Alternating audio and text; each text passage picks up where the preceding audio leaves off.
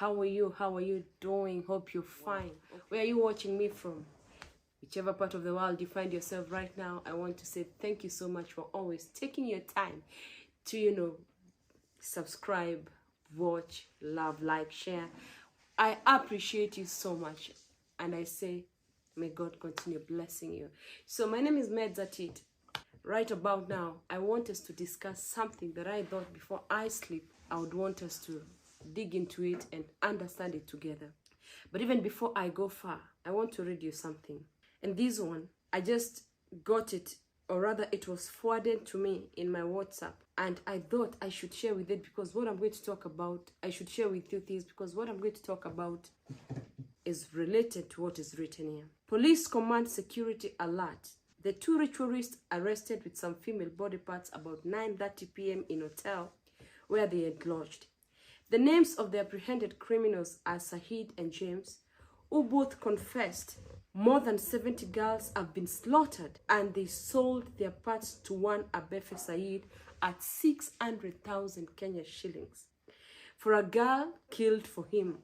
When they were asked how they get their victims, they answered, getting the girls was so easy. We lure them with fancy things and money too.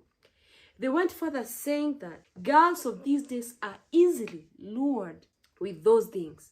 All they need to do is to get or rent a fancy car with cash they would spend on the girls, and that is all these girls need. For the married ones, it's much easier as they loved secrecy. Most people that use them give us their details as they are close to them. It could be their friends, neighbors, cousins, etc. We pick or kill them when they invited them, there is always trust between them. They can even give them drinks or food or dash them clothes or take them to boutiques that we have clothes already gotten for them. What they lack is what we use to kill them. What can a married woman lack? I know you'd ask yourself. One ran away from her husband. This is an example. We gave her too much attention. She feels free and call him Sadiq to be a boyfriend, and we killed her and a 4-year-old child who she took from school. Then they're being taken to an hotel room where they're told that they would be having fun overnight, but instead they are being slaughtered. The Commissioner of Police advised people to share to all female friends, sisters, and colleagues that they should all be careful not to fall a victim. You don't need to have a sister or a female friend before sharing this to them. Why did I read this particular story to you? It's because the world is taking another shape. Right about now, there has been 2 reported cases in the Kenyan Airbnbs of ladies who've been mutilated by men. Even to make it more worse, the lady, 24 years old, who's been killed a few days ago, or rather a day or 2 ago, was mutilated in a way that you cannot recognize her. All her body parts were dismembered, disfigured, and they were saying in the news that they cannot trace the head. What does that tell you? What does that sound like? To me, it sounds more of a ritual than just anything else. Why am I saying this? Another lady comes online and says of how she was a pimp to some women. When I talk about a pimp, I mean a lady who fronts women for prostitution or sex trading. Let's call it that because it's an exchange. It's a give and take. Like, I give the service, you give me the money. So this lady talks about having been sent money by these rich men, and she said that they were from Nigeria this time round. They sent her money. She booked a big house in Runda, and when she booked this house, what happened? She got 8 ladies, 6 were pimps because there were 6 men. The rest were spectators. Her and a Tanzanian friend were just spectators. I listened to this lady talk and I told myself, God, the world is coming to an end. Why? She says they were put in a room and this room was dark. They all sat there, the 8 plus the 6. That's a number of more than 10. And none was allowed to talk or move. None was allowed to talk to one another. They all sat in a room like zombie. And since she has this, let's call it extroverted kind of, personality, she decided, no, What are we doing here? So she started tapping the other girls and whispering, and they could tell her, you girl, keep quiet. And so she wakes up from her seat and taps to everyone, and she comes across a man, and that man tells her, you girl, sit down, you're too loud. And the girl said no. So she leaves the place where there's darkness and she heads towards the stairs. I tend to think she's the one who had rented the house. Maybe she had mastered how the house looks like. Only to go downstairs and find an arrangement of candles in a particular style. And there was too much light down, but there was too much darkness up. And she says while they were up there, she told the Tanzanian friend, my friend, what this looked like, it's much than it meets the eye. Why can't we run to save our lives? And this girl was kept quiet, never answered her. Even when she was going downstairs, the Tanzanian girl was left upstairs, and she alleged this girl as late, meaning the lady is already dead. And possibly, like she was saying, she would have been used for ritual. She says in this line, there were two of her friends. I mean, they were being paid 165,000 per night. That's a lot of money. You cannot get it from wherever.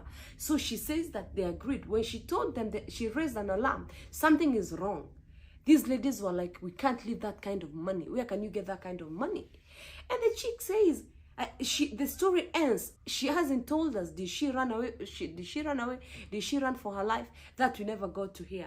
But I want to talk to us today. If you're out here, take your time to live your life as God has mandated it. Or rather, in this life, before you achieve anything, I've always said, and I will always say, there is always a process. I am a preacher who preaches against comparison. I don't believe in comparing myself with anyone.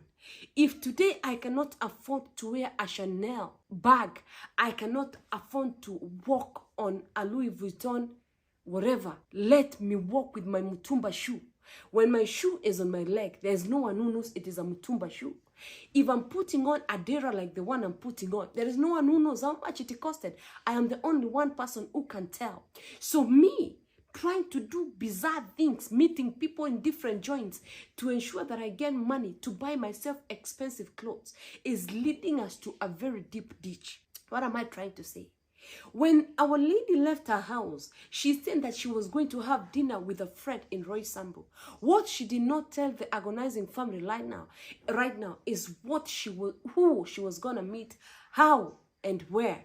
Okay, she should have mentioned where. Yes, she mentioned where, but she did not exactly say the place. Little did the family know she was gonna check into an Airbnb to meet a suitor who ended up being the killer. So dear ones, even when you go to a place, it is going to leave people aware. I've gone to meet so-and-so. I will be meeting so-and-so. I'm going to maybe a Fahari hotel, or I'm going to whatever hotel. Name the hotel by name so that whatever happens, people can follow you up. You understand? Because now, people know you've gone out with a friend. All of a sudden, you end up in a sack. Do you know what that leaves the family doing? The family leaves, trying to cure wounds they will never be able to cure. Loved ones, believe in the process. Don't rush nothing. Wait until your time comes. It shall surely come. Because even the Bible, if you are read of the Bible, you will know the Bible says there is time for everything. And the Bible is also so clear that time and chance happens to all of us. So if you find yourself so much swift in the race, don't think, or if you see someone has run too fast, don't always mistake them to a rival. Someone might have run too fast in a different way or in a different route, but you take the route that you're supposed to take. You'll eventually, arrive to your destination. If you're hanging out around people who wanna be, and you're trying to ape, right now everybody is trying to ape big names to be like someone, to be like, if for example in this space of YouTube you want to die sleeping because you want to be like one particular YouTuber, you will not give people peace because you want to be like someone. Take your pace. Be you. Don't compare yourself with anyone. Don't do things that you know deep down within yourself they're making you have sleepless night to please anyone. Do things within your budget. Don't die trying to please anyone. Please your God and please yourself second. So I'm calling out to anyone who is listening to me. You're a young man, a young woman, a old man, a old woman. Please don't be lured into things you don't understand. If you don't understand something, just leave it or seek clarity. Don't just follow people blindly. They are saying they lured a woman, a married woman, because apparently the husband was not giving the woman attention. Whichever kind of attention the husband was not giving the woman, only the woman can tell. She's not here to tell the story. But she was lured, and the guys gave her 300% attention, more than what the wife was getting from the husband. What did that end up with? She ended up dying. And at the same time, the kid. So she was sacrificed, a body part sold for too much money. I'm hoping that the government brings to book these culprits, because they say all these girls that have gotten lost, more than 70 girls, because they're lured, money, they dash you. Someone who is being paid 600 per a body part can dash you even a car. I mean, when someone just gives you freebies, reaudit them in your mind, in your soul. Are they genuine? Because easy things go easy. Trust the process. Even as we retire to bed tonight, my heart goes out to the family of the lady who died last week in an Airbnb and the one who has died some few days ago in Roysambu. I pray that the family will get peace, that the family will get strength. It's not easy. I always say, if you have not lost a close person, you will never know how hard it bites. So when you see people mourning a loved one, a close person, and you're there just saying pole, pole, pole without an understanding, you may never know how hard it stings when someone loses a close person. So I pray for the family, and I pray that God is going to give them strength. Let us trust the process. Things that come easy, they go easy. Thank you so much for listening to me, guys. Thank you so much for watching.